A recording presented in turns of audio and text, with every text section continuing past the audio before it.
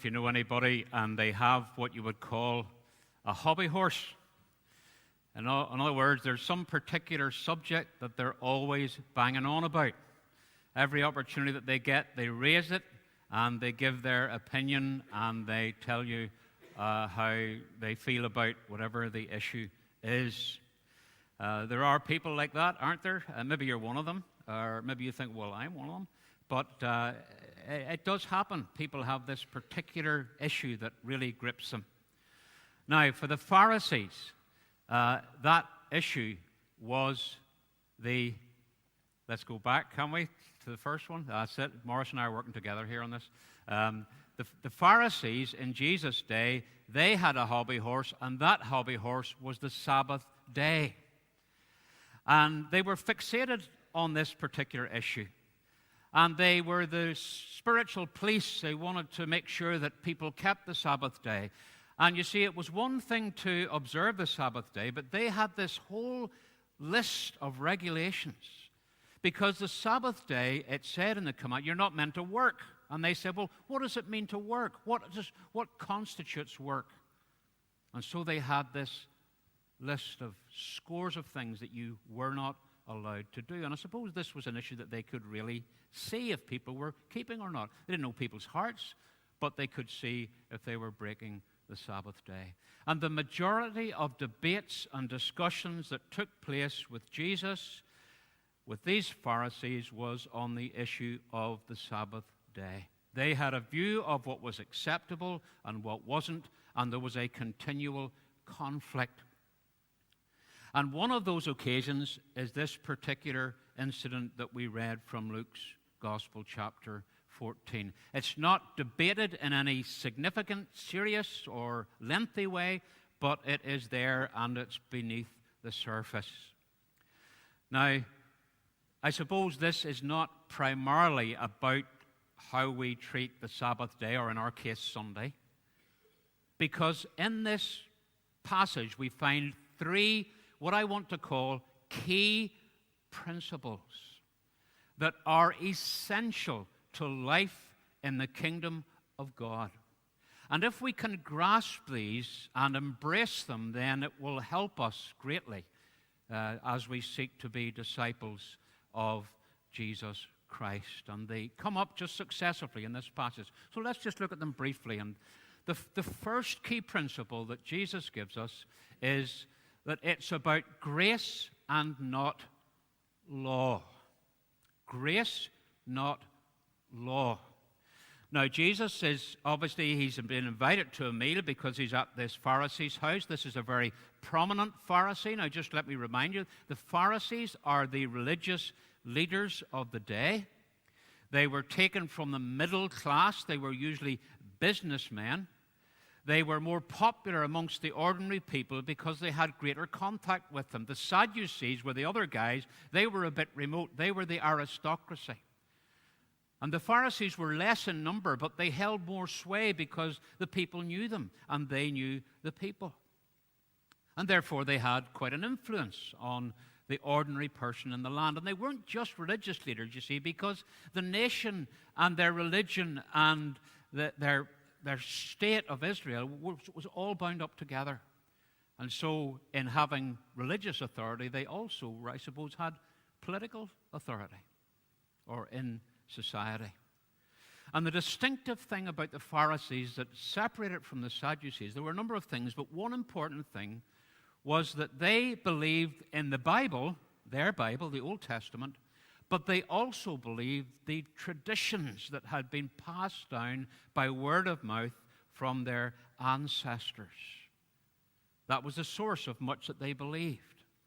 And their regulations about the Sabbath were not found in the Bible, but they were rooted in the traditions, the oral traditions that had been handed down to them. So they had no substance in the Scriptures. But the Pharisees believed that they were authoritative and they had to be obeyed. So there's a debate goes on. And Jesus is aware that these people are trying to catch him out, because it tells us, it says he was being carefully watched.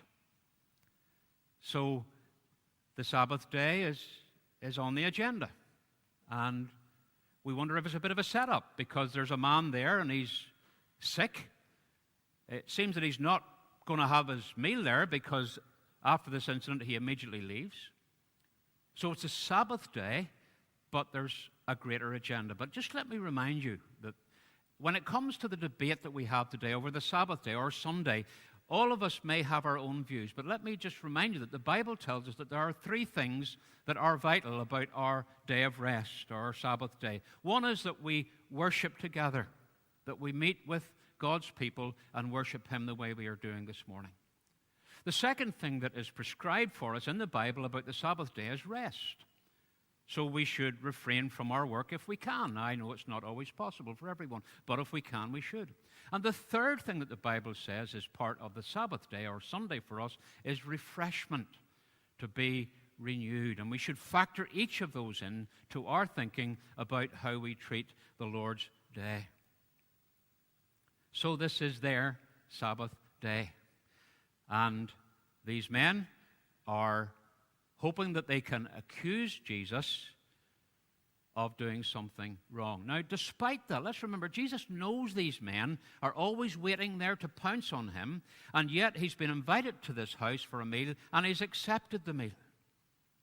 And there's a man there, it says he's got dropsy. Now, you say, what on earth is dropsy? Well, it seems that is like edema today, where fluid seeps out into the tissues, and it's a very debilitating thing. Seems that's what this man had. He would all be swollen up. He'd have been in severe pain. And again, you wonder, is it a bit of a setup? But nevertheless, Jesus looks at the Pharisees and he says to them, is it lawful to heal on the Sabbath or not? We can imagine that moment's pause. Well, they don't answer because they don't want to trap themselves. So they remain silent. And Jesus then turns to the man. He takes him and he heals him and he sends him on his way. And then he begins to talk about how we treat other people. But you know, it's interesting, isn't it, that Jesus joins this man in his home. And he discusses with him and with those who are there the issues of living in the kingdom of God. Now, it's easy for us today, isn't it, to shout at others from a distance, to condemn them from afar. We can do that easily on Facebook today, or Twitter. I'm not involved in either, or blogs. We can do it through the social media. And I hear about people who attack others in a very vicious way from that distance,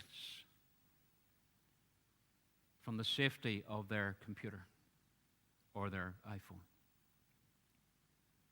It's very popular to do that today towards the community that call themselves gay.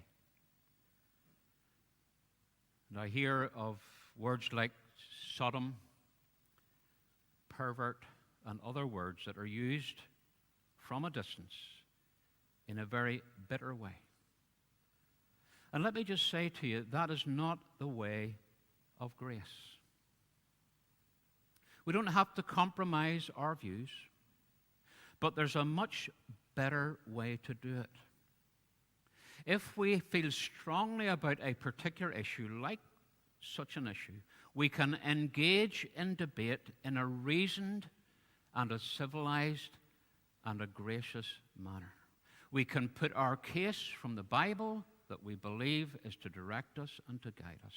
And we can do it in a loving way and in a way that is marked by kindness. And I do not think that barrage of insults that is often traded on social media commends the gospel in any single way. And I think it's important for us to do as Jesus did. Now, we might not be able to go to somebody's home, but we can still discuss things in a reasonable way, hold to our views, and engage people in a meaningful manner. It's interesting that Jesus then, after he's healed the man, he says, verse 5, if one of you has a son or an ox that falls into a well on the Sabbath day, will you not immediately pull him out? And they have nothing to say. Of course, the answer is obvious, isn't it? If one of your animals or your son falls into a pit, you're not going to say, well, actually, you know what? This is the Sabbath day, and really, if I help him, I'm going to be breaking the Sabbath, and I really can't do it. So we'll have to wait till tomorrow. That would be absurd. Would never dream of doing such a thing. It's not law, but grace. And that's the principle that Jesus is outlining in these verses. Now, let me just stress, of course, God has 10 commandments. And those commandments have not been withdrawn. And we're not saying that the law of God does not matter, because God gives us those principles for life. Jesus, on the Sermon on the Mount, expanded the 10 commandments. Loving God first and loving your neighbor. He's given us moral principles that are to determine how we live. But remember, God does not treat us on the basis of law, but by grace. It was manifested in the life of Jesus, wasn't it? Remember when he met that small man, Zacchaeus. Now, he didn't say to Zacchaeus, listen, you greedy, money-grabbing, lying little traitor. He said, Zacchaeus, I'm coming to your house for tea. Think about the woman that was taken in adultery, and the men were there, all stones in hand, and ready to punish that woman and to kill her. They waited to see what Jesus would do. And he simply said, those who are without sin, let you be the first to throw the stone. They all gradually went away. It's not that we believe that God is soft on sin,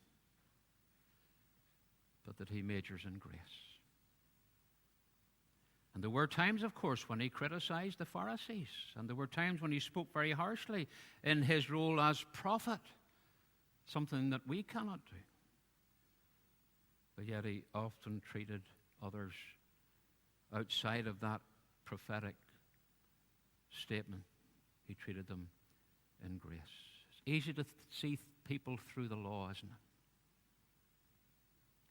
But we're to see them through grace and compassion. So it's grace, not law.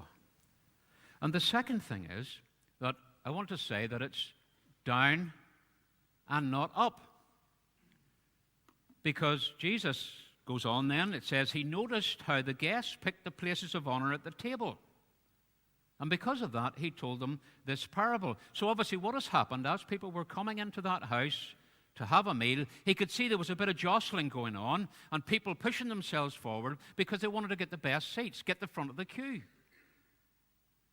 And so he chose to teach them this essential principle of kingdom living.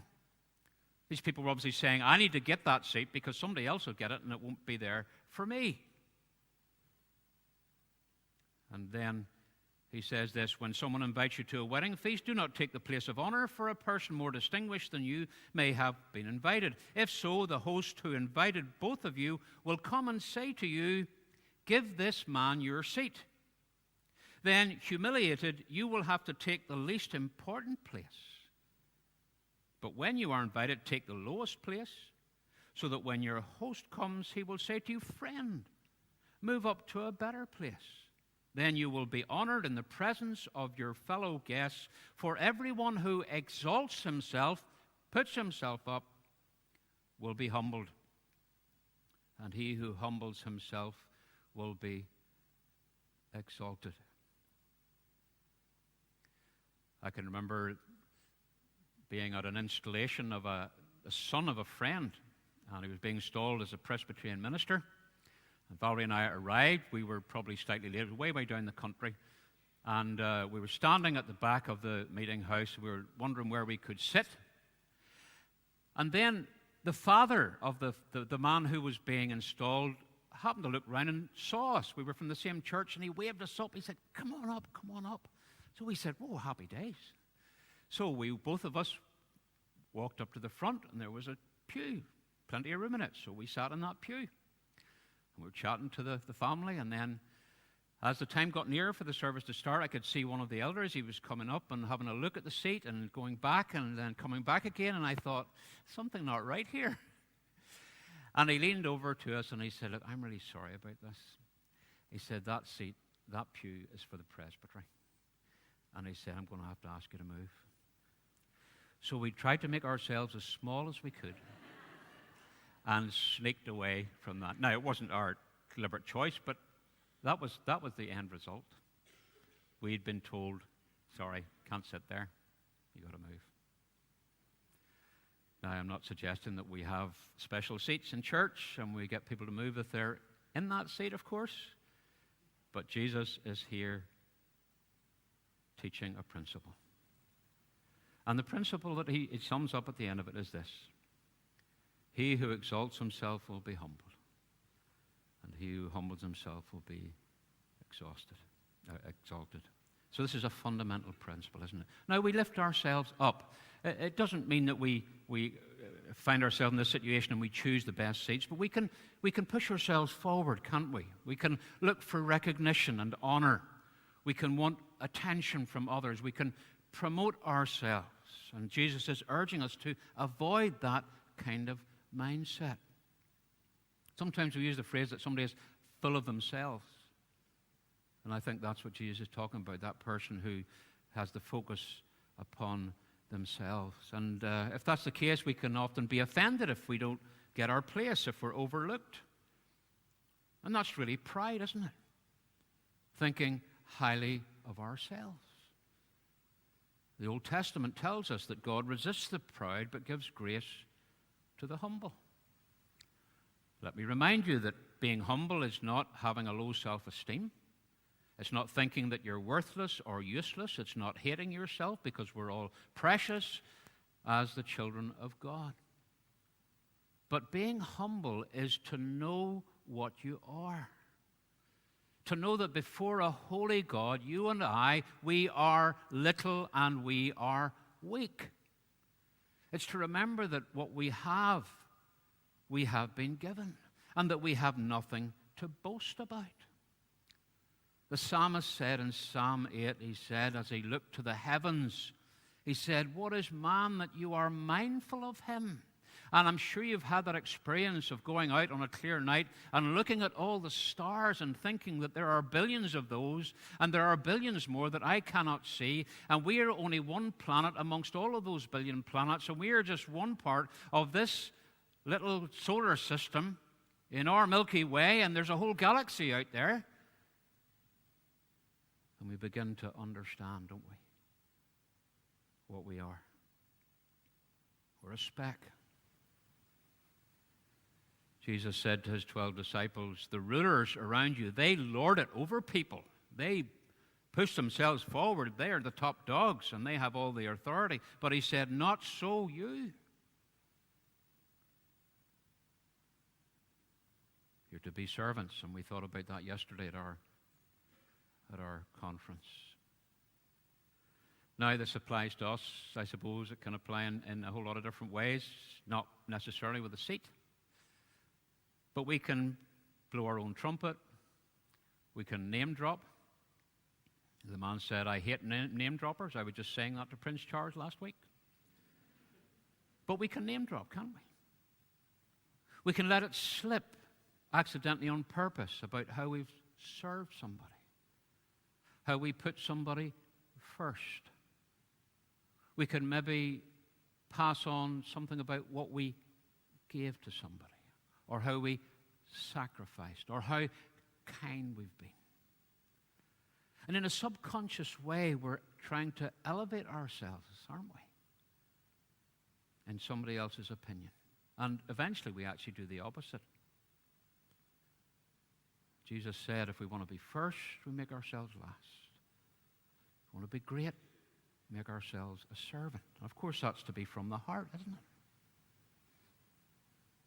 Let somebody else tell others about the things that we did. And it won't be self-commendation.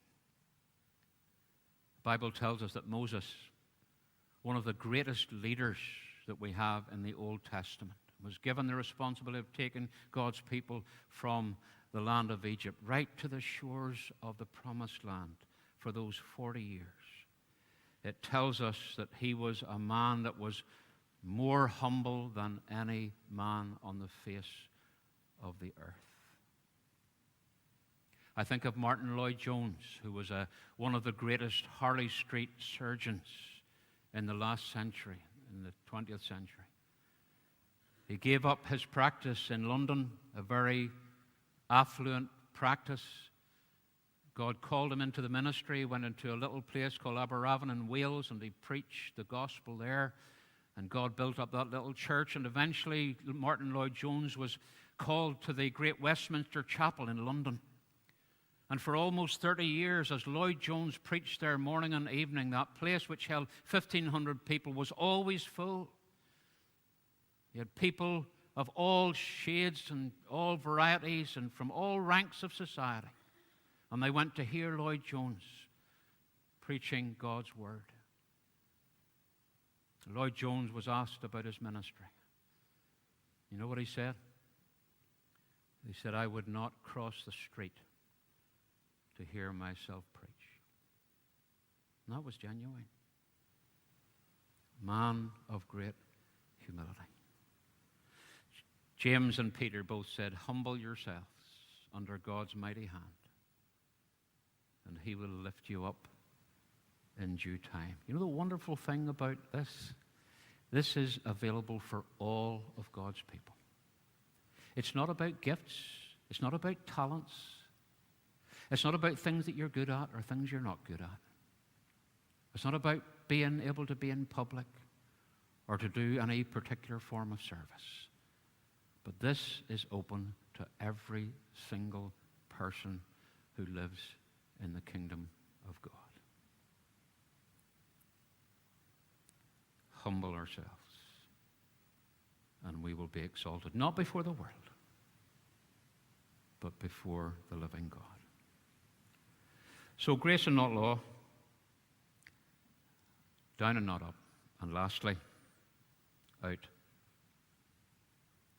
and not in. Out and not in. And this is more briefly. He just finishes off with the third key principle of life in the kingdom. He said, using the meal, he said, "Now, when you give a luncheon or a dinner like this, do not invite your friends, your brothers or relatives, or your rich neighbors. If you do, they may invite you back, and so you will be repaid. But when you give a banquet, invite the poor, the crippled, the lame, the blind, and you will be blessed. Although they cannot repay you, you will be repaid at the resurrection of the righteous." Now, I don't think Jesus is saying that we should never invite our family or our friends. He's not forbidding hospitality to those that are nearest and dearest to us. Of course he's not. That's very natural and reasonable and acceptable for us to do that. But what he's saying here is, if we do those kind of things to someone who cannot repay us, then we'll be truly blessed. And I don't think it's talking about meals either, just because it says when you give a banquet. Now, there's not too many of us can give a banquet. I don't think he's restricting it to that. It may include hospitality, but I think there's a wider application. This is about who we give our friendship to, who we greet, who we include in conversation or an activity. This is about who we're generous to. This is about treating other people with a hospitable heart, even though we do not expect anything in return, regardless of any gain that we may get or may not get. It's to do it for them, to be a blessing to them. It can be in your work. It can be in your gym, in the club that you go to, the street that you live in. in the church. It can be a one-off. It could be something you do regular. I think it's about going beyond our circle, beyond our comfort zone. So maybe when you're gathering, maybe like this, it's to look outside that normal huddle that you might be part of. And it's good to have those that we can feel at ease with. It's about being on the lookout for others. What about when we give, or what we do with our money? It's easy, isn't it, to be inward looking, to increase our bank balance, to build our own empire, to indulge ourselves because we are the ones who gain. We'll be richer. But what about the poor and the needy? Is there a place in your finances for them? You never get anything back. It's only about giving. But Jesus says you will be blessed. Not financially, but in our hearts. And let me remind you as we close that all of these things were manifest in the person of Jesus Christ, our Savior. He came full of grace. Came with truth as well, but he did not treat people according to the law. He loved people despite who they were. He went down, not up. Bible tells us he humbled himself. He made himself nothing. He said he had come not to be served, but to serve and to give his life as a ransom for many. And he lived with the principle of out and not in. Jesus had everything to lose. No one repaid him. There was no benefit for him. He was despised and rejected. But he did it for you. And he did it for me. So that we could have the greatest blessing that anyone can ever experience. To know our Creator. To have his forgiveness and his presence. And to be enriched beyond compare. And to live in his kingdom. May God enable us to do so. Let's pray together.